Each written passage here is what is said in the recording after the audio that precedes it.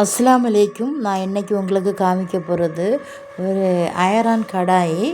நான் மீஷோவில் தான் ஆர்டர் பண்ணி வாங்கியிருந்தேன். அதில் உள்ளாடி ஒரு ஸ்டிக்கர் இருக்குது பாருங்கள்.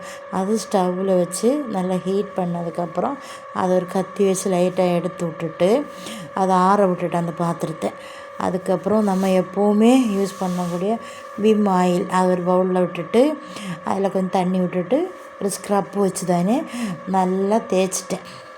தேய்க்கும்போது அதில் உள்ள துரும்பெல்லாம் வரும். ஆனால் சூடோடு தேய்க்கக்கூடாது, நல்லா ஆறுனதுக்கப்புறம் தான் தேய்க்கணும். அது அந்த பாத்திரத்துக்குள்ளாடி கருகருன்னு அந்த துரும்பு இருக்கு பார்த்தீங்களா, அதை 2 தடவை நம்ம தேய்க்கணும்.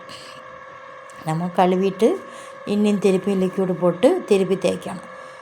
நான் இப்போ 2 தடவை தேய்ச்சி நல்லா க்ளீன் பண்ணி எடுக்கிறேன். பாருங்கள், எல்லாமே நல்ல துரும்பாகவே இருக்குது அதுக்கு உள்ளாடி. அதுக்கு தான் 2 தடவை நம்ம க்ளீன் பண்ணி எடுக்கிறது.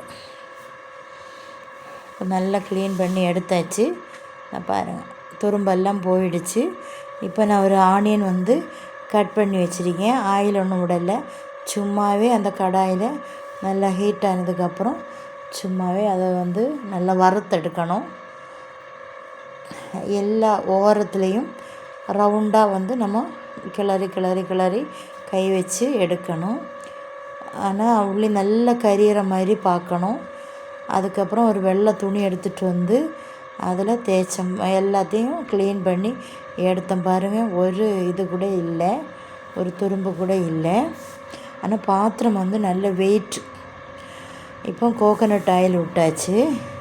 விட்டுட்டு நான் அப்பளம் 2-3 ஃப்ரை பண்ணி எடுக்கலாம் அப்படின்னு சொல்லிட்டு ஒரு 6 அப்பளத்தை நான் பொரித்து நான் எடுத்தாச்சு.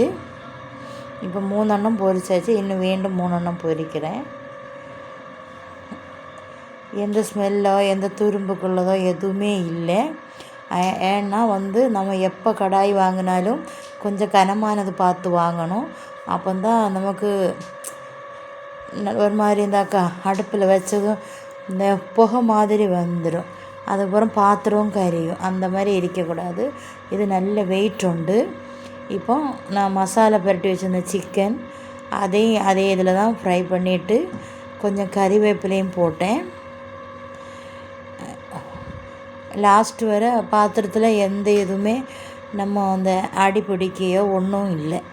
எதனால் பிடிக்கலைன்னா இந்த பாத்திரம் நல்ல வெயிட் உண்டு. கண்டிப்பாக ட்ரை பண்ணி பாரு.